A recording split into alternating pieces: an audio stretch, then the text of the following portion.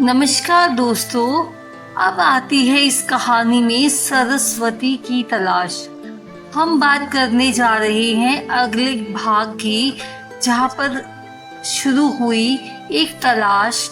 एक नाम था सरस्वती, ना कोई तस्वीर ना कोई पहचान, लेकिन दादी की चिट्ठी में लिखा था कि अगर परिवार के टूटने का सच जानना है तो उसी तक पहुंचना होगा।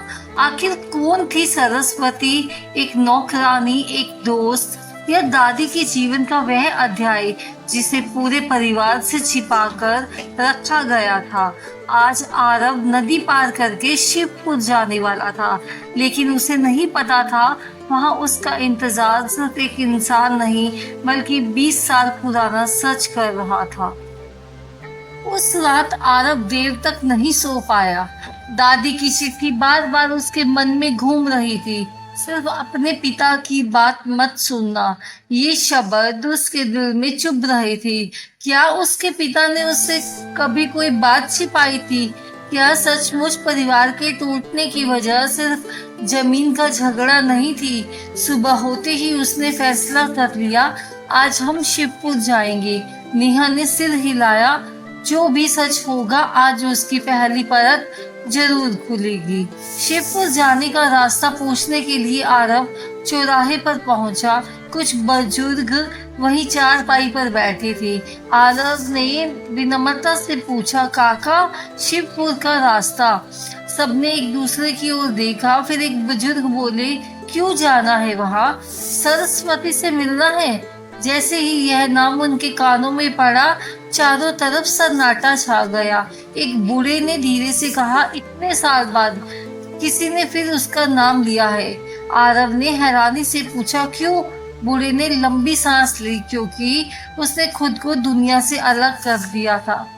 शिवपुर तक पहुंचने के लिए छोटी नदी पार करनी पड़ती थी। एक पुरानी लकड़ी की नाव किनारे बंधी थी। नाविक लगभग 70 साल का था। उसने आरव को देखते ही पूछा, तुम सावित्री देवी के पोते हो? आरव चौंक गया। आप दादी को जानते थे? नाविक मुस्कुराया। जानता नहीं, सम्मान करता था। उन्होंने मेरी बेटी की पढ़ाई का खर्च उठाया था। आरव पहली बार दादी के बारे में ऐसी बात सुन रहा था। दादी ने कभी इसका जिक्र नहीं किया। नदी पार करते समय नाविक बोलता रहा, तुम्हारी दादी सिर्फ खाना नहीं बनाती थी बेटा, वो लोगों की जिंदगी भी संवारती थी। गांव में कितनी बेटियों की शादी करवाई, कितनों की फीस भरी, कितनों का इलाज करवाया। आरव की आंखें भर आई। उसे लगा वह अपनी ही दादी को कभी जान ही नहीं पाया। करीब आधे घंटे बाद वे शिवपुर पहुंचे। गांव के किनारे एक छोटा सा मिट्टी का घर था। आंगन में तुलसी का चौरा, दीवार पर सूखती मिर्ची और दरवाजे के पास लकड़ी की पुरानी चौकी। आरव ने धीरे से आवाज लगाई, कोई है? कुछ पल के बाद अंदर से लगभग 75 साल की एक महिला बाहर आई। सफेद साड़ी, चेहरे पर झुर्रियां, लेकिन आंखों में अजीब सी शांति। उन्होंने आरव को देखते ही पूछा, तुम आरव हो? आरव एकदम ठिठक गया। आप मेरा नाम कैसे जानती हैं? महिला की आंखें भर आई, क्योंकि मैं 20 साल से तुम्हारा इंतजार कर रही थी। आरव समझ गया, यही सरस्वती थी। उसने झुककर उनके पैर छुए। सरस्वती ने उसके सिर पर हाथ रखा, बिल्कुल वैसे ही जैसे कभी दादी रखा करती थी। उन्होंने कहा, आओ, आज बहुत देर कर दी तुमने। घर के अंदर सब कुछ साधारण था, लेकिन एक कोने में पुरानी लकड़ी का संदूक था। सरस्वती उसके पास गई, ताला खोला, अंदर से एक कपड़े की पोटली निकाली। उसमें पुरानी तस्वीरें, कुछ चिट्ठियां और एक छोटी सी पीतल की कटोरी थी। आरव की नजर कटोरी पर टिक गई। वह बिल्कुल वैसी ही थी जैसी हवेली की रसोई में रखी थी। सरस्वती ने धीरे से कहा, तुम सबने हमेशा मुझे दादी की मदद करने वाली औरत समझा, लेकिन मैं सिर्फ काम करने वाली नहीं थी। आरव चुपचाप सुन रहा था। उन्होंने आगे कहा, तुम्हारी दादी मुझे अपनी छोटी बहन कहती थी। आरव हैरान रह गया। क्या? लेकिन कभी किसी ने बताया क्यों नहीं। सरस्वती हल्का सा मुस्कुराई, क्योंकि रिश्ते हमेशा खून से नहीं बनते बेटा। सरस्वती ने एक पुरानी तस्वीर आरव के हाथ में दी। तस्वीर में दादी और सरस्वती दोनों साथ बैठकर रोटियां बना रही थी। पीछे लिखा था, जिस दिन मैं नहीं रहूंगी मेरी रसोई की रखवाली सरस्वती करेगी। आरव ने तस्वीर को सीने से लगा लिया।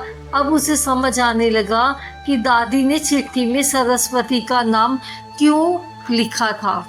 आरव ने धीमे से पूछा, दादी की अधूरी खीर, उस दिन क्या हुआ था? सरस्वती कुछ पल तक खिड़की से बाहर देखती रही, फिर उनकी आंखों से आंसू बहने लगी। उस दिन तुम्हारे तीनों चाचाओं का झगड़ा सिर्फ जमीन की वजह से नहीं हुआ था। आरव की सांसें तेज हो गई। फिर सरस्वती ने कांपती आवाज में कहा, उस दिन तुम्हारे दादाजी की लिखी हुई वसीयत अचानक गायब हो गई थी। कमरे में सन्नाटा छा गया। आरव ने हैरानी से पूछा, वसीयत? लेकिन पापा ने तो कभी। सरस्वती ने बीच में ही रोक दिया, क्योंकि तुम्हारे दादाजी ने वो वसीयत तुम्हारे पापा को कभी नहीं दिखाई और पापा ने वह वसीयत कभी देखी ही नहीं। सरस्वती ने संदूक से एक छोटा कपड़े का लिफाफा निकाला। उसमें वसीयत का सिर्फ आधा पन्ना था, बाकी आधा फटा हुआ था। ऊपर दादाजी के हस्ताक्षर साफ दिखाई दे रहे थे, लेकिन सबसे जरूरी हिस्सा गायब था। आरव ने कांपते हाथों से वह कागज पकड़ा। उसे महसूस हुआ अब यह कहानी सिर्फ अधूरी रेसिपी की नहीं रही, यह एक अधूरी वसीयत की भी कहानी थी, और शायद इसी ने पूरे परिवार को तोड़ दिया था। सरस्वती ने आरव की ओर देखते हुए कहा, अगर तुम्हें पूरा सच जानना है तो पहले यह पता लगाओ कि वसीयत का दूसरा आधा हिस्सा किसके पास है, क्योंकि उसी कागज में तुम्हारी दादी जी की अधूरी रेसिपी का असली मतलब भी छिपा है। आरव ने घबरा कर पूछा, क्या आपको पता है वह आधा हिस्सा किसके पास है? सरस्वती ने गहरी सांस ली और सिर्फ एक नाम लिया, तुम्हारे बड़े चाचा जी।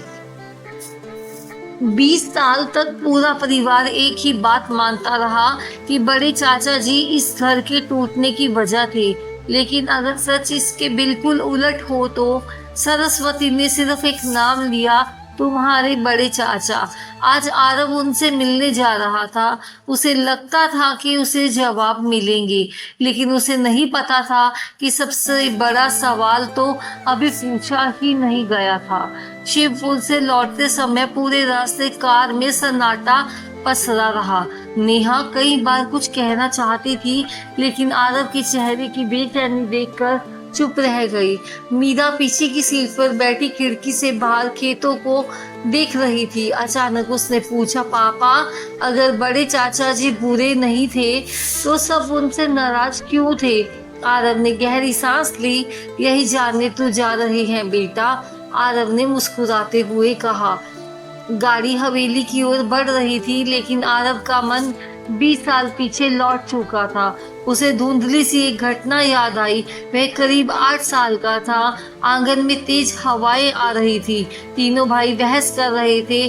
दादी बार बार कह रही थी, बात करके हल निकालो। गुस्से में लिया गया फैसला हमेशा घर तोड़ता है। तभी बड़े चाचा ने गुस्से में अपना बैग उठाया। उन्होंने एक बार पीछे मुड़कर दादी को देखा। उनकी आंखों में आंसू थे, लेकिन उन्होंने कुछ कहा नहीं, बस चल गए। उस दिन के बाद आरव ने उन्हें कभी नहीं देखा। हवेली पहुंचते ही आरव ने दादी की डायरी फिर खोली। इस बार उसने हर पन्ना ध्यान से पढ़ना शुरू किया। एक पत्थर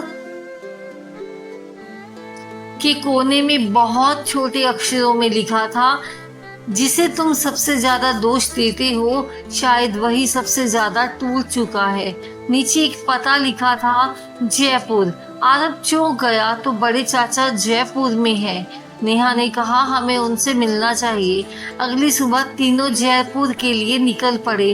करीब 5-6 घंटे के बाद वे एक पुराने मोहल्ले में पहुंचे। दादी की डायरी में लिखा पता अब एक छोटे से मकान तक ले आया था। मकान के बाहर एक छोटी सी नेम प्लेट लगी थी, अशोक शर्मा। आरव का दिल तेजी से धड़कने लगा। यही उसके बड़े चाचा थे। उसने धीरे से दरवाजा खटखटाया। कुछ पल के बाद दरवाजा खुला। उसने लगभग 60 साल का एक दुबला पतला आदमी खड़ा देखा। सफेद बाल, थकी हुई आंखें, लेकिन चेहरे में वही झलक जो कभी उसके पिता में दिखाई देती थी। दोनों कुछ पल एक दूसरे को देखते रहे। फिर उस आदमी की आंखें भर आई। उसने कांपती आवाज में पूछा, आरव? आरव की आंखों से भी आंसू बह निकले। बड़े चाचा? बड़े चाचा ने बिना कुछ कहे आरव को गले लगा लिया। दोनों कई पल तक कुछ बोल ही नहीं पाई। नेहा और मीरा चुपचाप यह दृश्य देख रहे थे। कुछ देर के बाद सब घर के अंदर बैठे। कमरा बहुत साधारण था। एक पुरानी अलमारी, कुछ किताबें और दीवार पर दादी की तस्वीर। तस्वीर के सामने रोज जलने वाला दीपक रखा था। आरव हैरान रह गया। आप आज भी दादी की तस्वीर रखते हैं? बड़े चाचा मुस्कुराए। जिस माँ ने जीना सिखाया उसे कोई भूल सकता है क्या? आरव ने हिम्मत जुटाई। चाचा, क्या आपने दादी जी की वसीयत छिपाई थी? कमरे में अचानक सन्नाटा छा गया। बड़े चाचा ने धीरे से सिर झुका लिया। कुछ पल के बाद बोले, अगर मैं कहूँ नहीं तो क्या तुम यकीन करोगे? आरव चुप रहा। बड़े चाचा समझ गए। उन्होंने लंबी सांस ली। 20 साल से किसी ने मुझसे यह सवाल नहीं पूछा। बड़े चाचा उठे, अलमारी खोली, ऊपर वाले खाने से एक पुराना टीन का डिब्बा निकाला। डिब्बे के अंदर दादी की लिखी हुई कई चिट्ठियां थी। सबसे ऊपर एक चिट्ठी पर लिखा था, अशोक, इसे तब पढ़ना जब कोई तुम्हें समझने आए। बड़े चाचा मुस्कुराए। मैंने आज तक इसे नहीं खोला। आरव चौंक गया। क्यों? उन्होंने जवाब दिया, क्योंकि मुझे लगा जिस दिन मेरा अपना परिवार मुझसे बात करेगा उसी दिन इसे पढ़ूंगा। कांपते हाथों से बड़े चाचा ने चिट्ठी खोली। उसमें लिखा था, अशोक, मुझे पता है कि एक दिन पूरा दोष तुम्हारे सिर आएगा, लेकिन बेटा, हर सच तुरंत नहीं बोला जाता। कुछ सच समय आने पर ही बोले जाते हैं। अगर कभी आरव तुम्हारे पास आए तो उसे यह चीज दे देना जो मैंने तुम्हारे भरोसे छोड़ी है। चिट्ठी पढ़ते पढ़ते बड़े चाचा की आवाजें भरा गई। उन्होंने टीन के डिब्बे के नीचे हाथ डाला। वहाँ कपड़े में लिपटी एक छोटी सी चांदी की डिब्बिया रखी थी। आरव ने धीरे से डिब्बिया खोली। अंदर एक छोटी सी चाबी थी और उसके साथ एक कागज पर सिर्फ एक पंक्ति लिखी थी, रसोई का सच रसोई में नहीं मिलेगा। नीचे दादी के हस्ताक्षर थे। मीरा हैरान होकर बोली, तो फिर कहाँ मिलेगा? बड़े चाचा ने पहली बार सीधे आरव की ओर आंखों में देखा, फिर धीमे स्वर में बोले, तुम सबने समझा कि झगड़ा वसीयत की वजह से हुआ था, लेकिन वसीयत तो उस झगड़े के बाद गायब हुई थी। आरव एकदम खड़ा हो गया। क्या मतलब? जिस वजह से घर टूटा वो वसीयत नहीं थी, वो तो किसी ने बाद में गायब की। नेहा के मुंह से अनायास निकला। तो फिर उस दिन असली वजह क्या थी? बड़े चाचा की आंखों में दर्द उतर आया।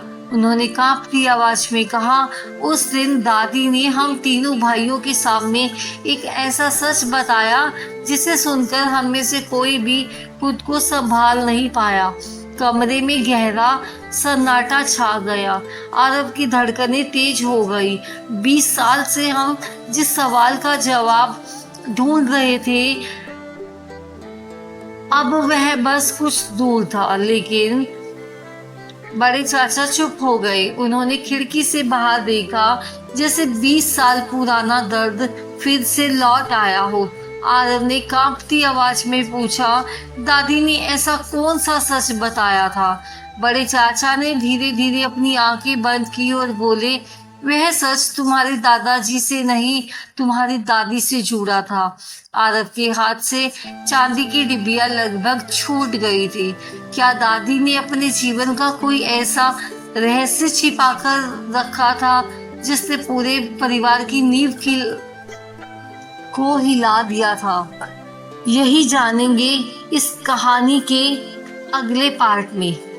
अगर यहाँ तक आपको कहानी समझ आई है, पसंद आई है, तो इसे अपने दोस्तों में ज़रूर शेयर करें और हमारे चैनल दादी की चिट्ठी को ज़रूर सब्सक्राइब करें।